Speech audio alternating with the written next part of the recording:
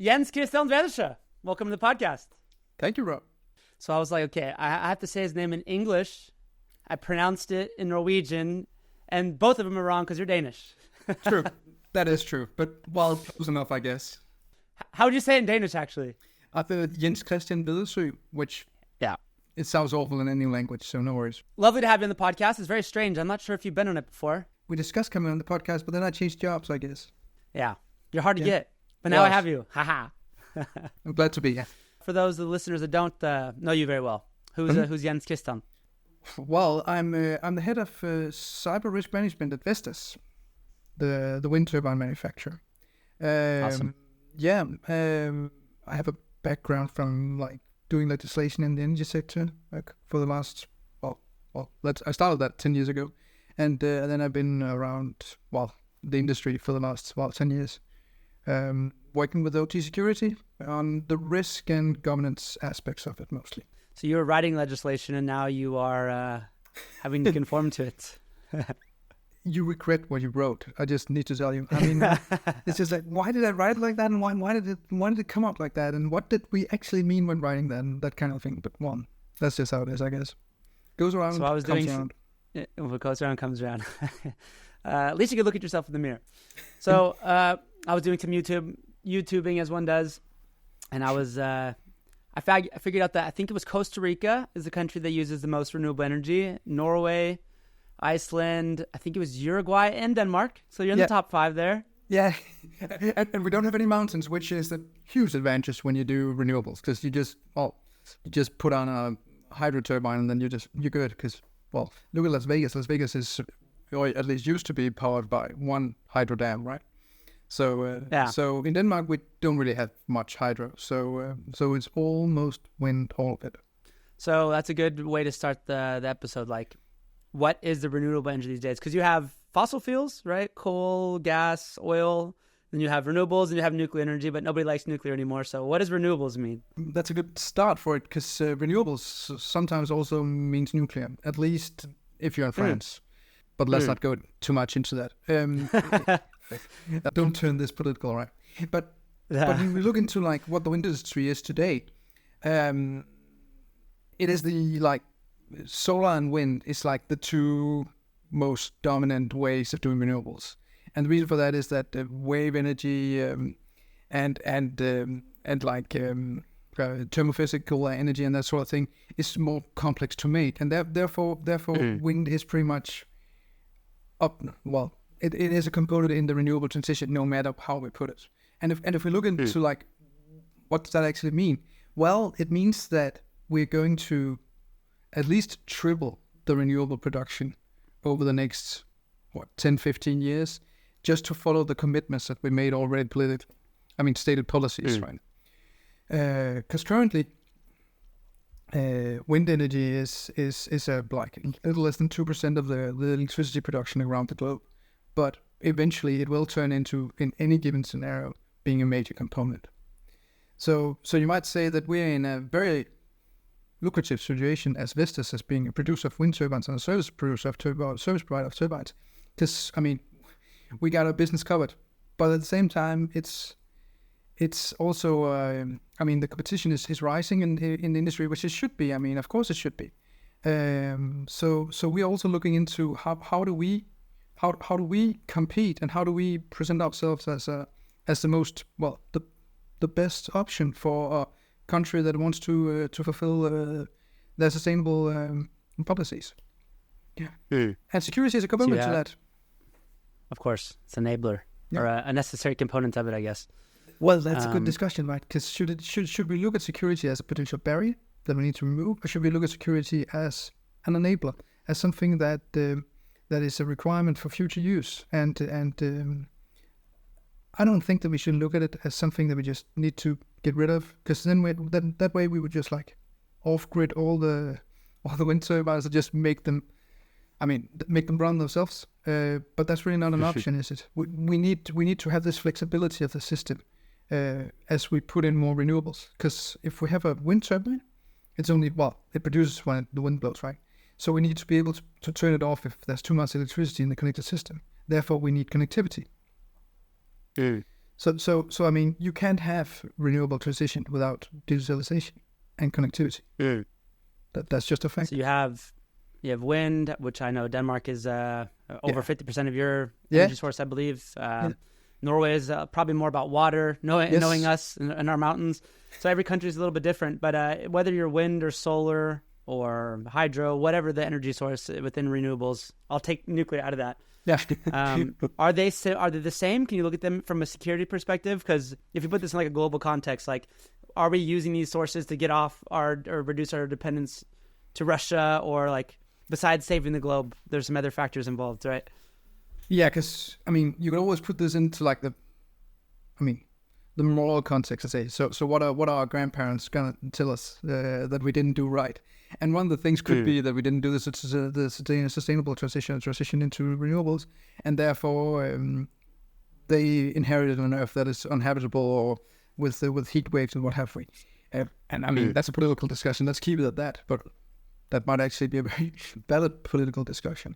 But if we look at it as just what are the benefits of transiting into renewables? You're absolutely right. Decentralizing production also means that we grow independent of Russia or fossil fuels, for instance. And that's also why we as Vestas are very engaged in doing storage of electricity as into hydrogen or into that sort of thing, so that we can actually also penetrate markets which are normally fossil fuels, such as transportation or even aircraft. I mean, even flights, right? And have them run on renewables. So there's lots of technology here. There are lots of developments, and but I mean, wind is going to be a component to it either way. And security is going to be an increasing demand from our customers, which are governments, which are state-owned companies all around the world. And is there a difference between hydropower and wind? Sure there is, because a hydropower plant can maybe produce, let's say, 0.5 gigawatt, which would resemble what Oslo consumes, something like it, right? So that's one power plant. And therefore there's a business case of just controlling that power plant by having some guys sitting there, right? Whereas a wind turbine, it produces 6, 7, 8, maybe 10, 12, 15 megawatts. That's the same thing as maybe 1,000 households, 3,000 households, right? So there's not a business case of having a man sitting in a wind turbine operating. So we're just dependent on connectivity and digitalization. So there's it. Is wind and solar sort of the most dependent on that? Yeah, I would say solar is the same, right? Because if there's an overproduction of wind generated electricity or solar energy, you need to be able to turn it off. I mean, that's a need. Yeah. Is it fair to say that all of you renewables, everybody in the gang, you're all struggling, or one challenge for all of you is storing the energy, right? You mentioned taking wind, turning it into hydrogen, which can store energy. Is that's absolutely fair. Yeah, absolutely. Yeah. But I would say that connectivity and security as a result of that is also a challenge to all of us. A stupid question, but is it just so simple that, a wind turbine, the wind blows, it turns just like a hydropower plant, just turns this and that produces energy? It's more high tech than hydro, I believe. Okay. Yeah. And it is increasingly high tech as the wind turbines become bigger and bigger. And then the margins for operating it right become smaller and smaller. Also because you want the wind turbine to produce to the maximum level for a given wind speed. So from a wind speed of, let's say, 5 meters per second onto like a wind speed of 15 meters per second, you want the wind turbine to produce the maximum output. And that's really what the game is about, to get the wind turbine to have a capacity at the highest level throughout throughout all conditions. And of course, you also need it to be able to protect itself, because if we are having wind speed supply, let's say hurricane speeds, it needs to stall out into the wind and make sure to protect itself. Yeah. So, and I'm assuming, like back to your point earlier, there's no person sitting there. So this is all going by some AI algorithm, right? That's like doing these things by itself. So it's almost like an autonomous system these days. Pretty much. Wow. So yeah. So I'm just thinking about like the threat landscape for renewable a company. I mean, you're producing these huge things. You have factories, I would assume. I have no idea how you guys do it, but I would assume somebody has to produce these things. And you have all the digitalized components of it. So there's a huge supply chain to secure, both digitally and physically, right? Absolutely, and that's that's a headache. Of course it is. Also because who can we trust? If we take a digital component from one country, is that trustworthy in use of critical infrastructure in another country? That's one of the discussions going on currently in the US, where Chinese developed components to the electricity grid is being banned, and that's of course a discussion going on, at least behind the doors or closed doors in Europe as well. And from our perspective, it's all about having diversification of the supply chain, so that when we bolt the product together, we're in control of the digital components. We know how they operate, and we don't have any automated dependencies on components. But supply chain management is, of course, a major headache. Just look at CrowdStrike. In the CrowdStrike incident, everybody felt it right there just a month ago, right? I was in the mountains away from all internet, so I was chilling. But I was condolences. I was on a boat, so yeah, I didn't know. Cool. Nice, us too.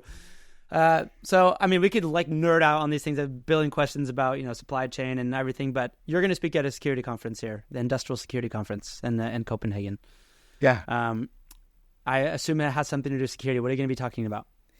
I'm going to talk about the quantifying cyber risks. And when I say quantifying cyber risks, I mean actually putting factual numbers onto the risk exposure you have. So we want we want the industry to mature. Currently, we're in a situation where the entire industry just produces what's just enough and what the customer expects and nothing more. And then the customer comes back 2 or 3 years later saying, well, now it all changed. Now Russia invaded Ukraine and we're afraid of our wind turbines in eastern Poland. And we can just tell them, well, you didn't buy for it then. Today you have what you have.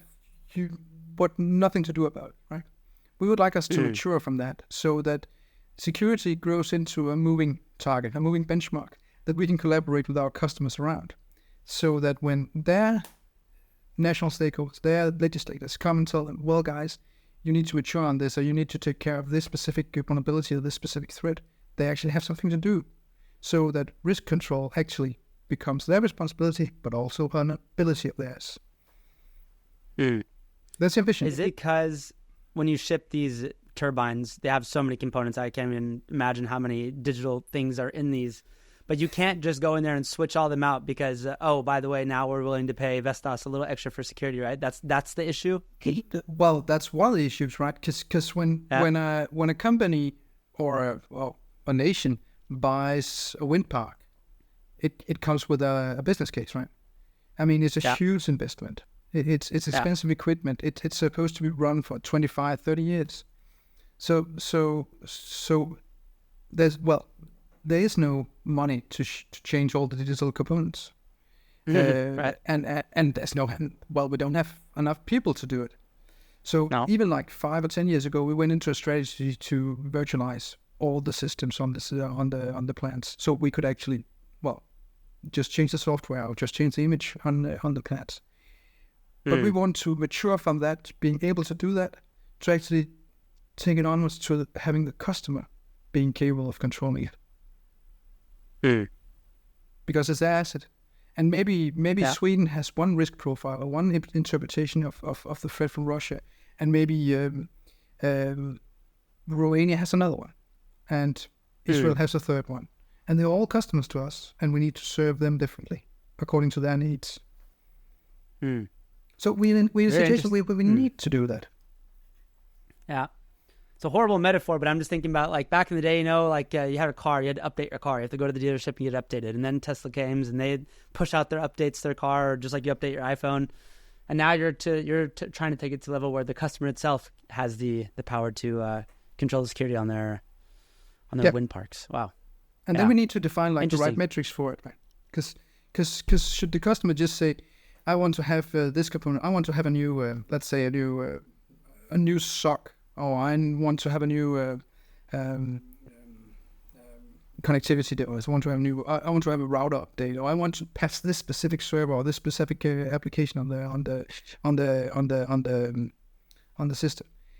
Well, we think we should do it differently. We should do it in context of risk, because the customers of ours do not all know the components that we service to them like best. So we need to bring them into a position where they're capable of controlling the risk. And the way we do that is by describing the risk to them. That way we can also avoid telling all the vulnerabilities or weaknesses and component issues of the systems. And why would we want to do that? Well, we want to do that because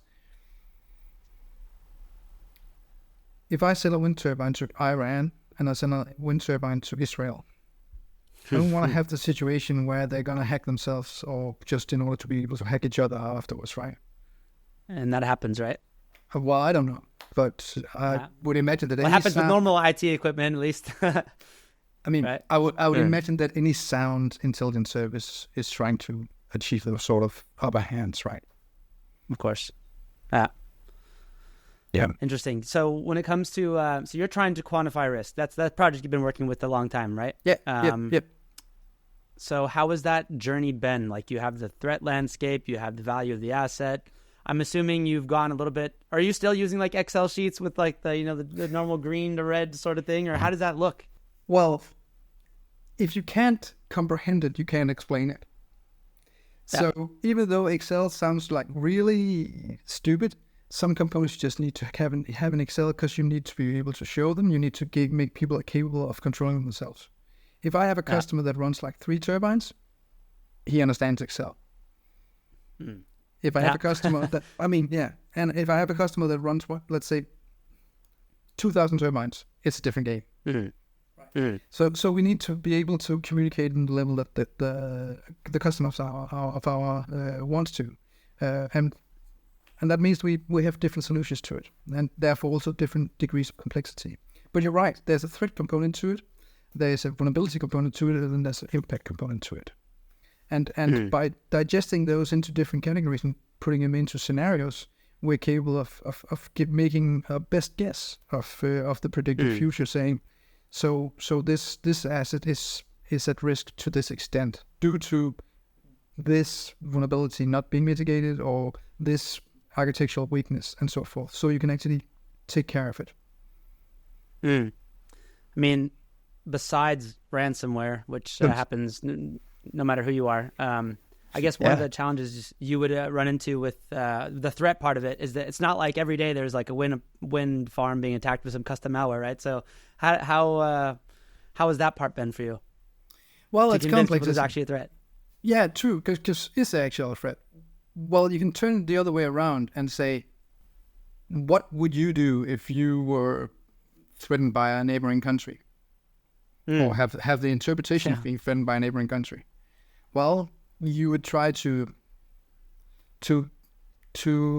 cause them to be incapable of working together with their partners, the neighboring countries. You would try to prevent them from having an efficient economy. What's a vital component to that? Electricity production, right? Energy. Yeah. So, and then if we look at the energy sector, how do you attack it? Well, are you going for those old power plants where they're just off grid and people sitting there just, looking at them? Well, that's one approach. Or you could go for like the really big digitalized, dispersed energy system like the renewables. I'm not saying that the Russians has a plan for that, but I'm saying that if they don't have a plan for it, they're not doing the job right. So of course they have a plan. I'd be shocked at least. Yeah. So that's my approach to it. We don't know they have a plan for it, but I would be shocked if they didn't. So the sort of threat landscape, that part is like, it's obvious. At the same time, it's not obvious, because like it's like the how they would do it, which is I guess that's the level that you want to get down to, is how they do it, because then you can actually put a control there. Absolutely, and you're right, because one component is motivation, and we just came to the logical conclusion that they probably have a motivation. But But what about the capacity and the capabilities? That's more interesting, right? And that's where we work with some big intelligence vendors in the industry. Because here we're going for attribution, but also somewhat into the techniques. So we're in the painful part of the pyramid of pain, right? It's the place where it's really difficult to like clarify what they're doing, how they're doing it, why they're doing it. But I mean, we need to go into those lengths in order to make a meaningful analysis. Yeah, and then I guess pen testing would be an obvious component of that. But then I'm just thinking about like where do you pen test? Because your supply chain is so big, right? It's like one component on the wind turbine, or is it like the fact that all of the wind producers use the same vendor? Like, how does that look? And because in order to find the right vulnerabilities, we do pen test. And when pen testing, we pen test what we think is, we pen test from a scenario like saying, so you're trying to achieve the breakdown of a plant, and you have this information, how to do it, right? So we do like, we do pen test planning where the flags are defined beforehand. Yeah. What do they call it? Attack surface management, right? Like you have to combine all the buzzwords in one sort of program to make all this work. Because at the end of the day, if all those components aren't there, then your calculator, your Excel sheet might not be very accurate, I guess. True, and that's really what this is all about, right? Because one part, so this is about vulnerability management, right? But in some situations, the vulnerability is okay to be high. If you're running 3 turbines in South America, you should only be not only, but you should be most worried about cyber criminals and not so much worried about state-sponsored attackers, because that's not really a thing in South America yet. So like, okay, and therefore we can say, okay, then the strategy for you might be one of those, hard shell, soft inside approaches. So make sure that you got your identities right. Make sure that you know your interface. Make sure that you update your exposed services, that kind of thing, right? Whereas if you're operating in Eastern Poland, I would suggest that you consider actually having a more hardened approach. Have hardened applications throughout the layers, that you do some sort of investigation or detection mechanism in the lower levels of the Purdue model, right? Like down on the plant. So, and that's a decision for the customer, because the customer needs to pay. And I'm not saying that. We're not running a charity here.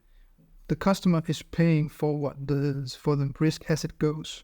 So if, let's say that in South America it turns cyber warish, well, then that customer needs to have a lever to change their approach to cybersecurity of their plant.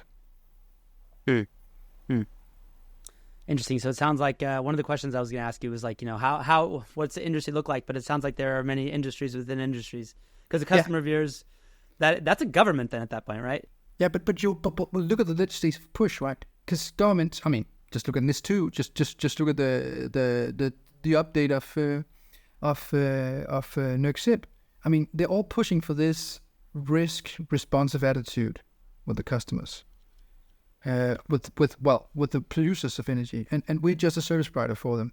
But that also means that there's a push to us, and if we wait for it, we'll have a billion trillion different requirements of technical character, and there simply isn't enough security people around the globe to handle that. And then we'll bring in the vendors, and the vendors will have, or consultants, and they'll have different reasons for doing different stuff, and then the system will just be broken. We'll just end up in a situation where we'll never really succeed, and maybe we'll succeed, but then 2 years it'll be obsolete. So we need to transfer this into another league. We need to know what we're talking about, and risk quantification is the key to that, and that's why we're doing it. So that is a reason behind you getting hired, I guess, is that somebody needs to get ahead of it, see sort of forutse. What is that in English? You see in the future, to predict the future. Like these are going to be what customers and the pain points of the future. So you're starting with that work now, basically, to make it easier later. Yeah, and we're moving the discussion around. We're moving the discussion from being like a technical discussion around have you updated a library in an application into are you actually in control over the risk you expose to the grid? Yeah. So I mean, we're changing the dialogue so that goes right. Also because, I mean, I've met many security people that are struggling with having getting the ear of their management right, because they're talking one language to the management, and the management are asking questions in another language. So there's a dialogue about allocating budget. How does that work? Right? Somebody comes in, tells a war story, and then gets a budget and goes out. That's not running your business right. That's and it wears out our security people, and we can't afford that. So if we build something that's meaningful for communication across the organization, we also build a more sound foundation for discussions and on priorities in the organization.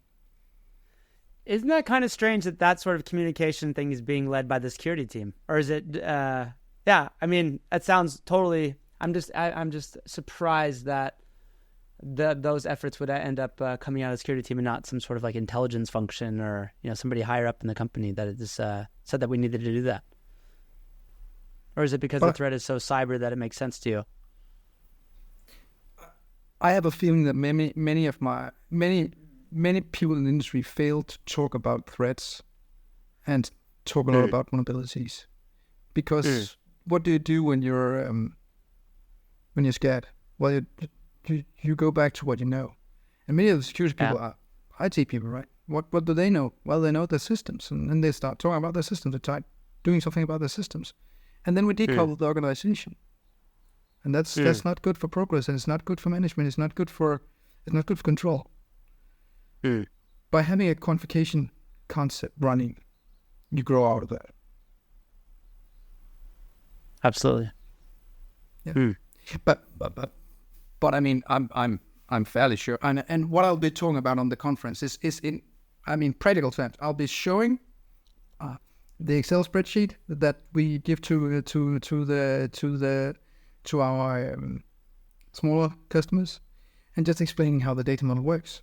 Because my point is that we don't need to be right, we just need to be consistent, so you can control risk over time.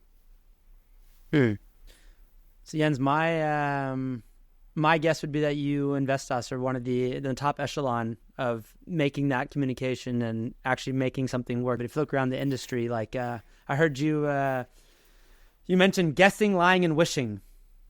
Yeah. What are some of the problems, like the broader industry? What are some of the problems that you have faced that the others can learn from, so they don't do the same thing, I guess, when they start doing what you're doing? Well, guessing, lying, and it's a term, right? Then if you don't know what you're talking about, you're guessing. If you know what you're talking about and you're telling something else, then you're lying.